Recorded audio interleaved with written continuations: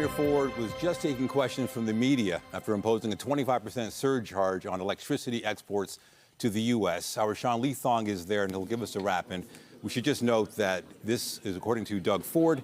He says that they're not going to back down. Check. And if these tariffs stay, this is going to continue. The tariffs imposed on 3 U.S. states. That includes Michigan, New York, and Minnesota. Let's bring in CTV Sean Leathong. Sean, you were listening to that newser from the Premier, and he had some pretty strong words. Yeah, he was pointing the finger in one direction at the President of the United States, trying to draw a clear line between Donald Trump and the American people, noting that this will cost $400,000 a day to those 3 states, noting that it will affect some 1.5 million homes. The Premier just taking questions for about the last half an hour to 45 minutes or so, and saying that they will do whatever they have to do to inflict as much pain as possible. But then when he said that moment, he actually wanted to pull back a little bit and really draw that line, saying that the American people didn't vote for this and that Donald Trump is trying to push Canada into recession. Now, when asked if he thought this will hurt the relationship long-term between Canada and the United States, he said no. He said the American people, the Canadian people do get along quite well. It's a difference in politics right now, and that if it comes down to what the President of the United States is doing, Doug Ford saying he's willing to fight as much as he can, and he said he's willing to even go further. Here's what he had to say. I will not hesitate to increase this charge. If necessary, if the United States escalates, I will not hesitate to shut the electricity off completely. Believe me when I say I do not want to do this. I feel terrible for the American people because it's not the American people who started this trade war. It's one person who's responsible. That's President Trump. Now, the question was asked, as Canada does export energy in the winter months, what happens in the summertime when it's been known that Canada does import energy from the United States? Could this backfire? And Doug Ford, along with Energy Minister Stephen Lecce, said that Canada has made arrangements, that there are reciprocal agreements with Ontario and Quebec. Ontario's made arrangements that they could actually handle this on their own throughout the summer months. And as you heard just there, saying that if this does continue, they are willing to go further. No specifics exactly on when or if they will go further, but we have heard from the President of the United States that reciprocal tariffs could be coming as soon as April 2nd, maybe even sooner. Reporting live, I'm Sean Leathong. Nathan, I'll send it back to you. All right. Thank you, Sean. To other news, the hunt continues for 3 suspects linked to the mass shooting at a Scarborough pub on Friday. There is still a heavy police presence at the scene where 12 people were hurt. Remarkably, none of the injuries considered life-threatening. CTV's Alison Hurst has been following this investigation and joins us live with the latest. Alison. Yeah, so the police tape is down, as you can see here behind me, but there are still a number of vehicles parked outside the pub, perhaps from people who were there several days ago. The police tape is down, but inside the restaurant, clear signs of a violent attack. Bullet holes pierced a door, a TV, and struck an interior window. It's really, really scary because they can hurt anybody. They can go anywhere to just do the same thing. Friday night's mass shooting happened around 10:30 p.m. at Piper Arms in Scarborough Town Centre. 7 people were struck by bullets in the arms and legs. 5 others were injured by flying glass. No one's injuries are life-threatening. We want to feel safe. We want to be able to know that we can go to a pub, we can go to the Cineplex and not have to worry. Police say 3 masked men armed with an assault rifle and handguns entered the Piper Arms pub on its grand opening night and began shooting indiscriminately. The motive remains unconfirmed, but the shooting follows a week of violence linked to the tow truck industry. Police would not confirm a connection, but say they're looking into it. I'm born in Toronto and everything's always been fine for the longest time, but now there's this towing war in that industry there, and you're scared to get your car towed because they're attacking each other and you can be innocent bystanders. Police have warned of an increased presence in the area while they look for the suspects. Toronto police have not provided any update on the investigation, only saying that those 3 suspects remain at large. Reporting live, I'm Alison Hurst. Back to you in studio. Okay, thank you, Alison. Still to come on CTV News, Mark Carney has been elected the new leader of the federal Liberals. We'll have more on the next steps for the party and Parliament as Canada moves toward a federal election a little later in the newscast. But first, one person was sent to hospital and a man has been arrested following an assault at Warden Station. Police say it happened shortly before 7 a.m. on the station's subway platform. The victim was taken to hospital with minor injuries. A man in his 40s was arrested at the scene. Police have not released any details about the circumstances leading up to the assault. So far, there's been no word on charges. No injuries have been reported after fire crews battled a 2-alarm blaze in Brampton this morning. Flames broke out at a home near McLaughlin Road and Sandalwood Parkway. CTV's John Musselman's been following this story and joins us live with more. John. Well, Nathan, a pretty frightening night for the family who lives in the home behind me. We're just going to show you some video that we've obtained from some of the neighbors and the homeowner, in fact. It shows that the fire broke out in the garage area around 5 a.m. and smoke quickly filled into the home. We spoke to the homeowner as well, saying that when the smoke was coming in, the smoke alarm went off. She started screaming for the rest of the family members to get out of the house right away. They actually got out just wearing their pajamas until the fire department got on scene and were able to bring this blaze under control. Now, a family of 7 lives in the home. There's also a son and a daughter in the basement. 2 dogs got out. Now, 1 cat is missing, the family cat, Karima, but they're hoping that the cat might still be in the home hiding because it's frightened about what happened. We're still waiting to get an update on that. Here is what the homeowner had to tell us this morning when we arrived on the scene. Then I started screaming in the house and said there's a fire. And the kids, they woke up because they heard me screaming. So they woke up and they grabbed the 2 dogs and we just grabbed our coat and just run out. The damage is pretty extensive, as you can see behind me. The flames actually extended from the roof up to a bedroom above the garage. Extensive smoke damage as well inside the home. We just got an update from the homeowner. They think they can hear the cat in the house, so they're hoping to be reunited with the cat soon if they can find it somewhere in that home. Reporting live, I'm John Musselman. I'll send it back to you.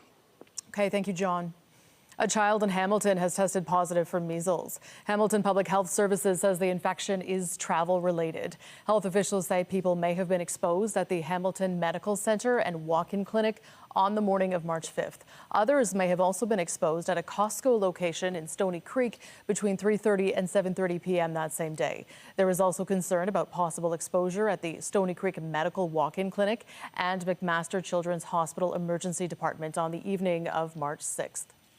A note for subway riders, there are early closures on a stretch of Line 1 starting tonight. Trains will stop running between Finch and St. Clair stations at 11 each night until Friday. The early closure is to accommodate track work in the area. Shuttle buses will operate until the end of service around 2 a.m. The TTC says staff will be available at all stations to assist customers. More news in a moment, but first, here's a live look at the city this afternoon. It has been bright and beautiful out there today. Conditions expected to remain sunny and clear throughout the rest of the day. Let's bring our Lindsay Morrison, who is here with a look at the current conditions. Linz, you're out in the sunshine. Looks fabulous. Natalie, I just had to get outside. Have you seen the conditions today? And I'm not just talking about the weather conditions. The ski conditions are great, too. It's been a fantastic season. We are live at Lake Ridge Ski Resort today, and spring skiing is officially underway. We're all feeling a little bit warm in our winter jackets. Happy March break. A great opportunity to get outside and enjoy the ski hills and the tube park. We're going to show it to you in a little bit. But first, let's take a look at the weather. Not much to show you here on the satellite and radar imagery. Temperature-wise, it is warm. We are at 9 degrees already in Toronto. That is our forecast daytime high. It's looking possible that we are going to exceed that, maybe make it into the double digits this afternoon. I don't think anyone's complaining. I have some 2 best friends here, Charlotte and Avery, and you're not even wearing a jacket today, Charlotte. No. Why is that? Because it's really hot outside. It's really hot outside, and you're going to do some snow tubing. Have you done it before? Yeah, I have. And what do you think? Can I handle it? Am I brave enough? Is it fun? When you go down the hill, it's like really fast and it's really windy. Okay, well, I'm going to keep that in mind and consider whether or not, you guys, I'm going to go down the snow tube hill, but I think I should because we're celebrating March break. We have a really fantastic week ahead weather-wise, too. All of those details are coming up, but for now, I'll send it back inside to you, Nathan and Natalie. Thank you, Lindsay. Well, Mark Carney has been elected the new leader of the Liberal Party of Canada, succeeding Justin Trudeau. Carney will now serve as Prime Minister designate ahead of an expected federal election called in the coming days. CTV's Jeremy Sharon has the details. Mark Carney! One by one, Liberal leadership candidates Karina Gould! ended what has been a condensed campaign paraded in by Liberal supporters on the convention floor who sent a clear and commanding message. In first place, the next Prime Minister of Canada, Mark Carney. A first ballot win for Mark Carney, who got 85% of the vote, a stunningly dominant victory for the former central banker. Your new Liberal leader and the 24th Prime Minister of Canada, Mark Carney. Introduced by his daughter, Carney spoke to the crowd with a clear focus on the challenge our country faces. I know that these are dark days. Dark days brought on by a country we can no longer trust.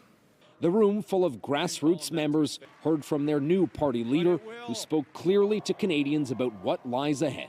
Donald Trump thinks he can weaken us with his plan to divide and conquer.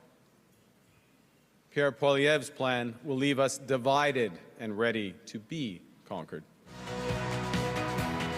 Now in his final days, Prime Minister Justin Trudeau looked to unite the party in his speech. Like all Canadians, it's when you try to count us out that we Liberals show our true mettle.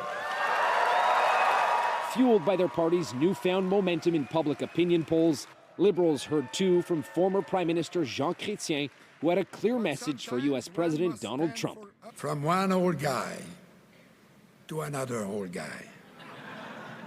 Stop this nonsense.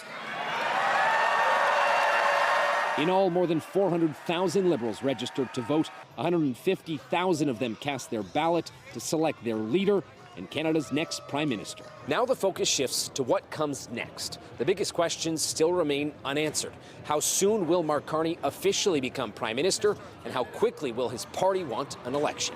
Jeremy Sherrill, CTV News, Ottawa. A rally was held in Ottawa this weekend expressing anger over U.S. tariffs. Demonstrators say they are united in their efforts to defend Canada from threats south of the border. CTV's Caitlin Wilson reports. We are always going to defend Canada. We will never, ever be the 51st state. Never. Waving flags, holding signs, and donning red and white, national pride on full display outside Parliament Hill. But this Elbows Up rally isn't just cleverly named. It's about sending a clear message south of the border. Elbows Up Canada, you know, we gotta protect ourselves, defend ourselves right now, and what better than a hockey reference? It's a term inspired by hockey legend Gordie Howe, a sign that players are ready to defend themselves. And that's exactly how many people here are feeling about the escalating trade war. I'm feeling very stressed because I'm worried about my family and my grandchildren and future of Canada and security as pensioners. And we have a wonderful country, and we need to stand up for it. A response to a series of growing threats by U.S. President Donald Trump, sending the country on a roller coaster of uncertainty, including the latest tariff threat taking aim at Canadian dairy. We're ready to fight, and we will defend our country, and we will protect our economy, and we will be strong, and we will continue to be Canadian. From politicians to everyday people and celebrities, Canadians are standing firm, including comedian and actor Sean Majumder, who recently moved back to Canada with his family after 20 years, leaving the bright lights of LA. I had 2 kids over COVID, and it just got to a point where I was like, this place does not feel like a place I want to raise my 2 daughters. And in a sea of red and white, Susan Nally and her 2 children standing among hundreds, grappling with the uncertainty of what's to come. It feels like we have whiplash. There's so much uncertainty. The message keeps changing. We have our own federal elections coming up. And so it's very hard to feel the same security I've always felt as a Canadian living in Canada. Caitlin Wilson, CTV News. Tariffs and threats from U.S. President Donald Trump are expected to be major issues for voters in the upcoming federal election. For more on all these issues, we're joined live by CTV's Scott Hurst. Scott, a new Nano survey shows a new issue has grabbed the top spot. What are we talking about? Nathan, with Mark Carney set to become the next prime minister, the question now turns, how soon will we be in a federal election? It has to happen before the fall, but could happen, of course, anytime in the spring, potentially April or May. And that leads to the question, what will be the #1 issue for Canadians? And you might not be surprised that dealing with the incoming Trump administration is far and away the #1 issue that is on the minds of Canadians when it comes to a general election. Short behind that is the economy, but those two really go hand in hand as Donald Trump is threatening economic warfare against our country. And as Nick Nanos himself said, Donald Trump is really the uninvited guest in the next Canadian federal election. Here's more from Nick Nanos talking about the latest research from Nanos polling. I don't think there's anything wrong with things being competitive. You know, the big question is there are still many Canadians who are upset at the Liberals and upset over the last 10 years and upset over the Trudeau-led kind of platform and policies that they pushed forward. So this is not going to be a free ride for the Liberals. But, you know, for the Conservatives, they're going to have to fight to win the election. They're still poised to win a minority government today.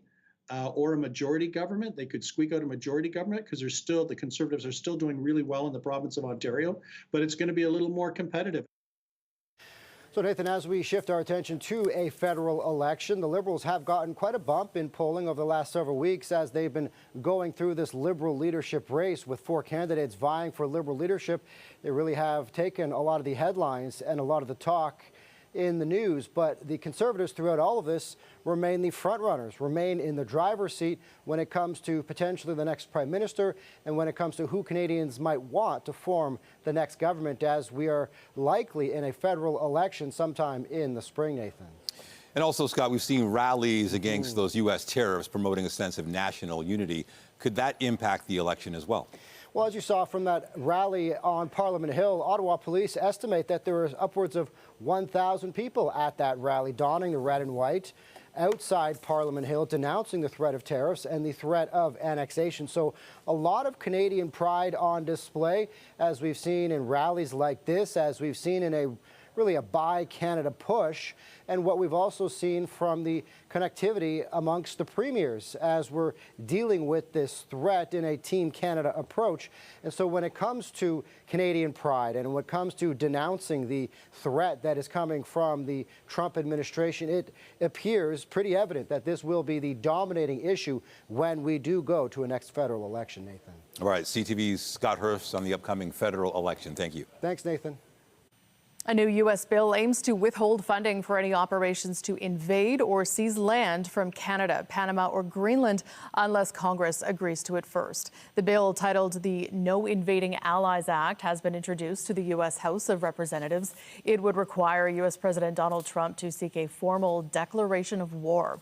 It would also require proof of a national emergency created by an attack or the threat of an imminent attack in order to authorize military action. The federal government has honored thousands of women who came to Canada from the Caribbean starting in the 1950s. A new plaque is honoring their contributions and outlining the history of a targeted immigration program. CTV's Carol Charles explains. Here it is. It was a memorable moment to recognize many Black women who came to Canada in the post-Second World War era. A new life and a future. That was the lure for thousands of women to leave everything and everyone they knew and move to Canada. The West Indian Domestic Scheme was a targeted immigration program in 1955 to help meet the demands for domestic labor. Close to 3,000 women from the Caribbean came to Canada to be employed as domestic workers at a time when discriminatory immigration policies limited the entry of non-white immigrants. King of the road. Patricia Brereton left Barbados in 1964 and arrived in Canada with 42 other women, most bound for either Montreal or Toronto. I was young and adventurous. I wanted to see greener pastures, and Canada felt like the place that I should come. But settling in wasn't easy, especially when placed with her first family. She showed me to my room, which was in the attic. This was a huge house. I was so scared. The women who came to Canada as part of the scheme were paid less than they anticipated while working long hours. A mountain of clothes that probably was there for like 3 months that I had to earn. Polishing the floor, getting down on my knees and stuff like that. I wasn't used to that. She was ready to call it quits, but her mother persuaded her to tough it out, eventually working with 3 different families within the first year. The last being the most rewarding experience. They were great. The father was my children's pediatrician. He's the only person that I've known like for 61 years. He was at my birthday party. my 85th birthday party. After a year of domestic work, the women were granted landed immigrant status and allowed to seek educational and employment opportunities in other fields. I wanted to go higher and higher and higher. I always told the children to reach for the stars, and that's what I was doing. One of her most ambitious ventures was the purchase of a property in Sarnia.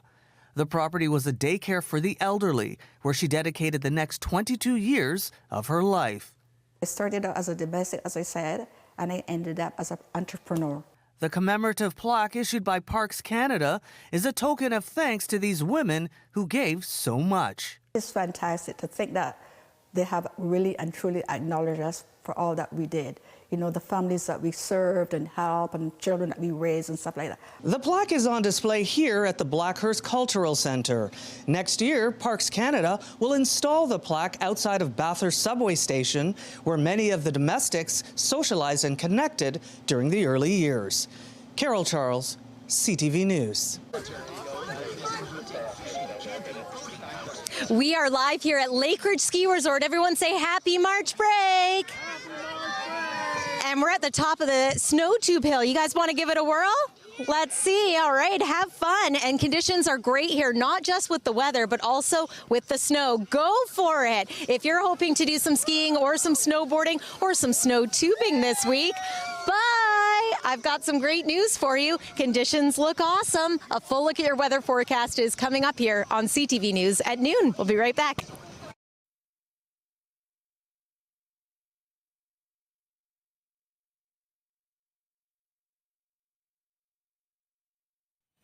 March break has begun and families across the city are already enjoying the time off. One of the local attractions offering entertainment over the break is Ripley's Aquarium of Canada, and that is where we find our Jessica Smith with more on what tourists and Torontonians are checking out this week. Jess, how's it going there?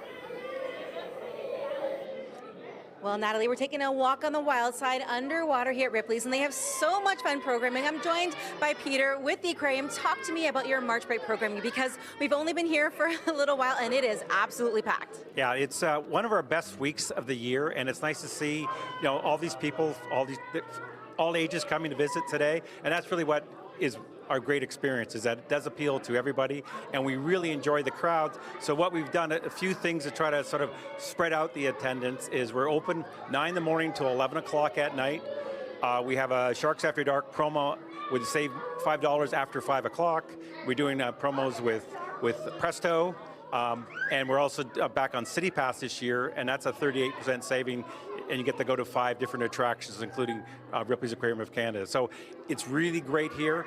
And we've also done a few things like with the experience. We've added a scavenger hunt, more dive shows. So it's everything, just to let people know, is that it's a great time to come visit, and we just sort of spread out the attendance, and it works out really well for us. We've got stingrays, we've got sharks, we've got jellyfish, all those known attractions, but you guys have some new stuff you've added. Yes, in September, we opened up a new show called Dragons, and it's really represents animals that we don't do. It's non-fish, so it's amphibians, it's reptiles, gilly monsters, caimans, a great iguana. So it's a whole new experience. It's all part of the Aquarium of Canada experience. So it's called Dragons, Myths Made Real, and it's open in September, and we run it through next year. Now, you have an interesting deal on tomorrow, and we're all about bargains. We love a deal, we love a bargain, especially for families trying to make the most of their March break. What can we expect into tomorrow? Okay, so tomorrow we're doing a one-day promo just to try to encourage people to come and save some money. It's No Tariff Tuesday, so you save 25% with a walk-up ticket, and we're putting that out there just to sort of give people another reason to come, save a little bit of money, enjoy March break while you can. You had me at saving a little bit of money. Peter, thank you so much. We're going to kind of go check out some of the jellyfish and some of the creatures under the water. I'm going to send things back into the studio. Thank you. Looks like fun. Thanks, Jess. Yeah. So many great things to do over March break, including skiing. And when you can do it in a T-shirt, you know the temperature is perfect. We were just talking. I was playing hockey with the boys in a T-shirt yesterday. Just phenomenal spring weather. I like to think that it's here. And Lindsay Morrison is high on the hill soaking up the sunshine today. How is it out there, Lindsay? This is not a bad assignment at all, Natalie, and that's so fun that you were able to be outside in a t-shirt yesterday. I know we've had a winter here in Southern Ontario, so I think everyone is enjoying the weather this week. It's well deserved. I want to bring in John here. He's the director of outdoor operations at Lakeridge Ski. I mean, what do you think of these conditions today? Well, Lindsay, it's the best you can get this time of year, right? Sun's out, people are having a good time. We have a lot of snow here, so it's we're pretty happy, and I think everyone else is too. And I really wanted to take the opportunity to celebrate the ski season in Southern Ontario. Every winter comes with its challenges, but we've had a little bit of help from Mother Nature this year. Has it been a good season for you? Yeah, it's been a great season. I mean, we all know what kind of snow we had here in Ontario, and for us, it certainly feels like it just was winter from start to finish. So it's been awesome. So you've got a great base here. Spring skiing and snowboarding and snow tubing in full effect. People should come on down and enjoy March break. Yeah, full effect. We have a lot of snow to get us through March break and maybe beyond. Conditions are great. This is what we want for spring skiing and tubing. Wonderful. And what else can people look forward to if they come to this area specifically? Well, other than the skiing, snowboarding, tubing, we have a wonderful cafe. We've got a great poutine shack for snacks. We have some nice little fireplaces on our patio. So the vibe is great. We love it, and we love it when people show up and enjoy it here. Thanks for having us out. It's so great to be here. It's awesome to be outside enjoying March break. I mean, I think Mother Nature timed this just perfectly. Let's talk about everything you need to know for the next few days ahead here. We'll let you know that weather is brought to you by the Presler Law Firm Injury Lawyers. You don't pay unless they win. So lovely weather conditions. Temperature-wise, we are mild across Southern Ontario. It is still cold in parts of Western Canada and the north, so Yellowknife, minus 31 degrees. It could be a little bit different at this time of year, eh? Let's zoom a little bit closer to Southern Ontario. Our forecast daytime high, we've already reached it, 9 degrees. Normal this time of year is 4. I'm thinking at this point we might end up having our first double-digit high of the year in the city of Toronto. All we have to do is climb 1 more degree to 10. And then tonight, evening skate forecast looks lovely. Clear skies, light winds, temperature around 7 degrees. You maybe don't need your warmest parka if you're heading out and about today. I know I certainly don't. And then how about this? Tomorrow could be even warmer. 12 is our forecast daytime high. Yes, some sun once again. We are expecting a bit of an increase in cloudiness. And then it's worth mentioning that the temperature is going to drop into tomorrow night. And we have a bit of a midweek cool down for Wednesday. Active weather-wise, also very quiet. We've got an area of high pressure that is dominating. So there's really not much to talk about as far as any wet weather is concerned. We've got the warm front. There's the cold front that is going to cool us down. It is going to be dry, however. Looking ahead, yeah, not much to show you here on the forecast radar. I do want to mention that our next best chance of maybe some active weather looks to come into the weekend. And at this point, we're calling for some rain, maybe the risk of a thunderstorm. So that would be Saturday and Sunday. Look at the temperatures, though. So Wednesday, we're at around 0 for the high. Then we're into the double digits into not only the end of the week, but into the weekend as well. Enjoy the mild and enjoy the sun the next couple of days here. I'm going to invite Connor over here to take my microphone in just a second here, Natalie and Nathan, because I'm going to give it a whirl. I'm going to go down the snow tube. Tori, what do you think? Can you help me? Okay, here we go. Wish me luck. Thank you. Have fun. All right, this is going to be good. Be careful. Feet first, Linz. Going backwards? What? All right, fine. Whee! And there she goes, everybody. All right, where's she? Very good. All right. We'll check back in with her after and ask how it went. But first, the Maple Leafs will look to avoid a 4th straight loss when they take on the Utah Hockey Club this evening. Marner lofts it back in. McMahon trying to catch up to that. In behind the net, Bobby McMahon. Marner scores! The Leafs are coming off a 7-4 loss to the Colorado Avalanche on Saturday. Puck drop for tonight's game against Utah is set for just after 10 p.m. in Salt Lake City. And the Raptors will be looking for revenge tonight when they take on the Washington Wizards following a heartbreaking loss in their last game. Makes a move. The Raptors are coming off a 118-117 loss to the Wizards on Saturday. The team thought they'd won the game on a buzzer beater. However, the officials ruled the shot was not released before time expired, giving the Wizards the win. Tip-off for tonight's game against Washington is set for just after 7:30 at Scotiabank Arena. Still to come, the importance of going with your gut. We'll have more on new data outlining why people should trust their instincts when we come back.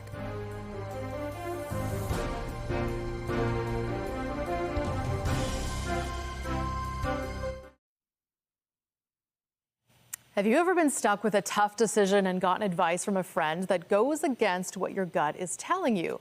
What should you choose? Right. CTV's Dan Riskin, our science and tech specialist, is here with a scientific answer. So, Dan, how did scientists tackle this question? And it's happened to all of us, by the way. And what did they find? Yeah. So, I mean, you know, you've got two options. Should you get the pasta, or should you get the chicken, or should I buy this car or that car, or this house, that house? The stakes can be as high as you want. And your gut tells you one thing, and then that ever-helpful friend says, no, you should go for the other one. And then you're really stuck. Because, like, do you go with your gut, or do you switch? Now, if you end up taking the one that is better in the end, you won't care if you switched or not. You'll be just as happy either way. But if you're looking back at it and you're like, I should have chosen the other one, you will be much angrier at yourself if you switched. You should stick with your gut if you're worried that you're going to look back with regret. And the reason is that when you make that switch, you really drive home for yourself that you're the one in control of that decision. And you really feel a sense of ownership that you have that power. Whereas when it was your initial gut decision, you really didn't do anything. You just sort of rode along, you know, on the tracks that were already set. So when you change to the other course because you take that advice and then you find out you did the wrong thing, you're going to be much angrier at yourself. So you ask the friend for advice. Don't take their advice. Is the friend offended? You're right. Well, that's the thing. I mean, so if your friend has special knowledge that's going to help you get a better answer, you should definitely take their advice. But if it's really a coin toss where you really don't know what it's going to be, and they did this in the experiment. Sometimes it was solicited advice, and sometimes it was unsolicited advice. It made no difference. It was whether or not you switched that made the impact. All right, good to know. Okay, let's talk about learning. March break right now, so the kids are home not learning this week. But a new study is showing that kids are better at learning than adults. Yeah, this is a neat study looking at the most basal kind of learning where it's like the Pavlov's dog kind of stuff, right? Pavlov, you know, rang a bell and then fed the dog, rang a bell, fed the dog. Pretty soon, every time he rang the bell, the dog would salivate. You can do experiments like that with people, but instead of the drooling thing, what they do is they play a tone and then they blow a little puff of air on your eye that makes you blink. It doesn't hurt, it just makes you blink. And you can do that with grown-ups, you can do it with kids, you can do it with babies and see how long it takes for them to learn an instinctive blink whenever they hear that tone. And when they did this across a bunch of ages, it turns out that grade school kids learn the fastest. They're the ones that pick up on that correlation the quickest. And that's not a conscious paying attention thing. That's all subconscious. That's the brain doing that on its own. So you can learn at any age, but you have superpowers when you're that age. That makes sense. Okay. And finally, another study looks at battling depression and donating to charity and the impact that could have. Yeah, and I love this study because it shows that even a tiny amount, and I mean tiny with not capital letters, but very small letters, can work. In this study, it was done in China, and they asked people to donate 1 Chinese cent every day to a charity. 1 Chinese cent is 1/5 of a Canadian cent. It's nothing. And yet, by donating that amount every day for about a month, people saw improvement in their depression symptoms compared to people that were on the wait list and weren't doing it. So it really shows that you don't have to be doing these dramatic thousands and thousands of dollars in your donations, but if you are helping the community, it's going to bring you happiness as well. That's awesome. Okay, CTV's science and tech analyst, Dan Riskin, thank you so much for joining us. Thank you. Take care, Dan. Well, to other news, there are growing concerns about the safety of children riding off-road vehicles. Advocates are calling for better regulations to protect young riders. CTV's Kathy Lee reports. Blazing trails in the backcountry isn't just a hobby for the Fitzgerald family. It's a way of life. It provides a physical challenge for us, and so it's just another great way to get outside. Zoe and Nate grew up with handlebars in their palms. Each adventure is different, but some important things stay constant. We bring helmets, goggles, pants, boots, chest protector, gloves, first aid equipment, and snacks, and lots of food and water. Dirt bikes are a type of off-road vehicle, as are ATVs and side-by-sides. The Canadian Pediatric Society is now putting the spotlight on the latter too, calling for better regulation and safety measures to protect kids riding them. The society says children and adolescents make up about 1/3 of off-road vehicle deaths, and that they lack the developmental and cognitive skills required to better control the vehicle they're operating. The Canadian Pediatric Society says federal, provincial, and territorial governments should regulate the use of off-road vehicles the same way they do cars. Those regulations should require kids to be at least 16 years old to drive a vehicle, 12 years old to be a passenger, and government-certified helmets to be mandatory. Different provinces and territories have their own sets of regulation. We'd like to see that harmonized a little bit more to be aligned with the evidence that exists. The Fitzgerald family, who also ride ATVs and side-by-sides, disagree with an age ban. The safety equipment definitely should be mandatory, but I think that banning or heavily restricting OHV use for children only punishes the responsible family members out there. Families like the Fitzgeralds, who couldn't imagine missing out on all the memories doing what they love with their kids. Kathy Lee, CTV News, Waiparis, Alberta. Sci-fi film Mickey 17 topped the box office in its debut weekend, but there are concerns about its long-term prospects. Hi, Mickey. Are you experiencing any vertigo? I guess I am feeling a little dizzy. The film from Oscar winner Bong Joon-ho took in just over $19 million in its first weekend. That is below expectations for the movie, which reportedly cost $118 million to make. Captain America: Brave New World finished second, taking in $8.5 million. Last Breath rounded out the top three, bringing in just over $4 million in its second weekend in theaters. Still to come, economists expect the Bank of Canada to cut its key interest rate this week. We'll have more on the potential decision when we come back. Get Toronto's top stories, breaking news alerts, and watch live. Download the CTV News app.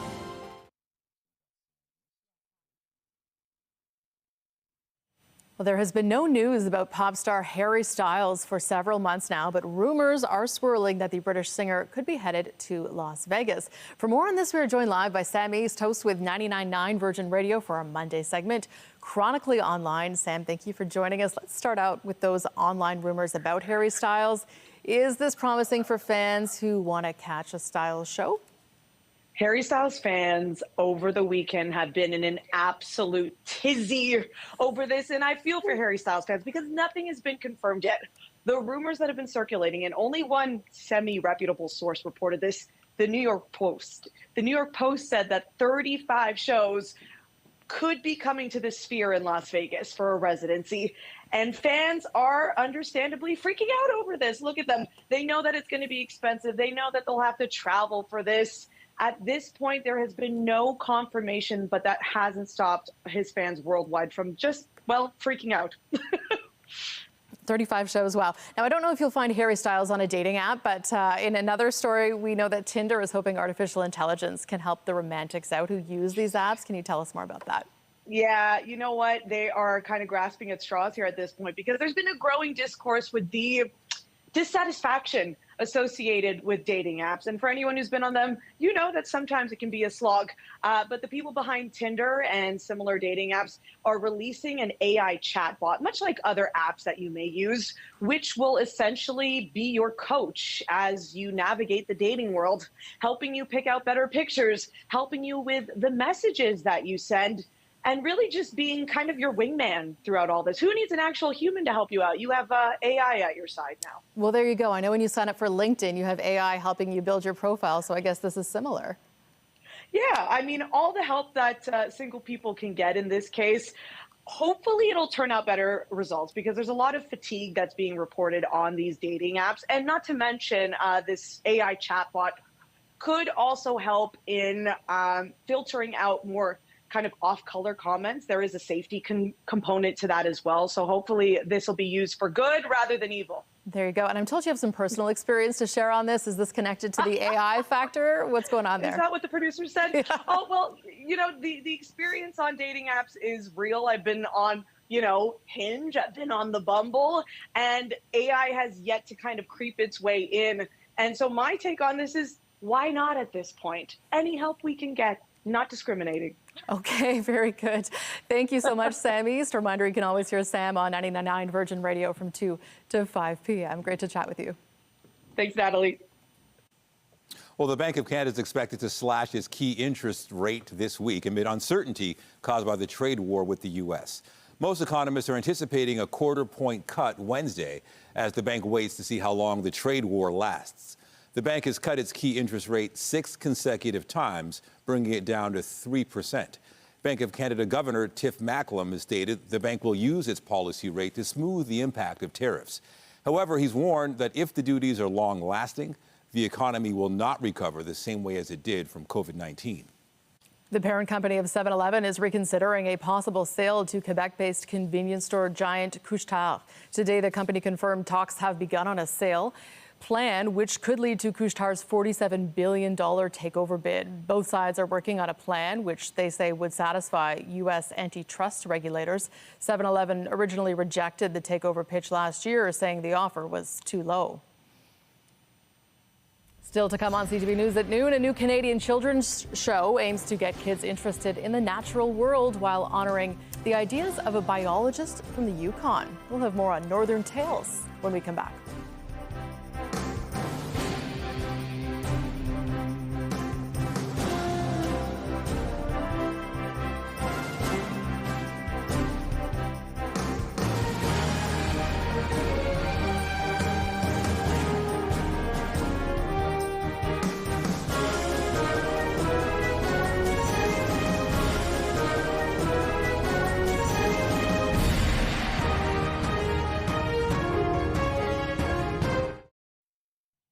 A puppet show is charming young audiences while teaching them about the natural world. The show honors the ideas of a biologist from Yukon who wanted to share the North with the rest of the world. CTV's Heather Butts has the story. The furriest film crew brings you the stories of the animals who live here. Meet the cast of critters of Northern Tales, a web series that's described as serious and seriously silly about nature. All right, team. This episode might put us in the face of danger. Created by Kelly Milner and her late father, Bob Hayes, a field biologist in Yukon Territory. His ideas helped draft the characters, all based on the biological characteristics of each species, with a touch of pop culture to make them relatable. Deemed a wildlife mockumentary, the idea was teach in a way that is fun. It was really to get people to understand sort of the relationship that we all have between, the animals that live in the boreal forest and the boreal forest and the rest of the world. Using humor and an adventurous storyline, they immerse viewers in the exhilarating world of wildlife and one of the largest ecosystems on the planet. Hayes never saw the production completed, but Milner and her own cast of fierce creatives, writers, producers, and puppeteers brought his ideas to life. I think Bob would love this production. It's kind of nice to have a little legacy piece to share with the world. That was his idea. At a time when AI and digital animation is consuming our entertainment forums, Northern Tales brings it back to the basics. I think the thing about these puppets is that you cannot fake how they're just not real. I mean, you can see their seams, you could see the arm rods. Adding to the joy for the people behind the puppets. There's something so magical about puppets, and you put them on and you are not in control anymore. I'll tell you that. Sharing stories of the North from the North. A dream come true. I've always had to leave the territory to do my puppeteering. Speaking with us from her studio in Whitehorse, Yukon, Milner radiates with pride for her team that they were able to tell this story with a true Northern lens and share it with the world. What has the response been like to the show? For a really small independent production, trying to make, scream out into the noise of what's online, it feels pretty great to see that our stories really resonate. Through their human qualities, the animal characters highlight relationships and empathy. All creatures have a big impact on each other and the planet. We are the woods, we are the critters, we are the ones who call the North our home, and we're not quitters. Heather Butts, CTV News. Can't help but smile. Yeah, I love that.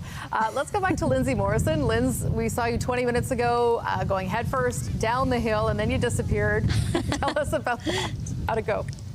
I lived to tell the tale, Natalie and Nathan. It was so much fun. That was my first time actually snow tubing. It's my first time here at Lake Ridge Ski, and it's a really great spot. I'm going to bring John in one more time because I want to point out what's behind us here. This is something new that you have at the resort this year. It is something new, and we're pretty happy to have it. It's a 6-person high-speed chairlift, and it's the only one south of Barrie, so we're pretty excited to have it here. Awesome. And you know, we were just talking about how as we make our way into spring, not everyone is thinking ski and snowboard, but my goodness, it doesn't get much better than this, in my opinion, for getting outside and making the most of winter. It is still technically winter for another couple of weeks.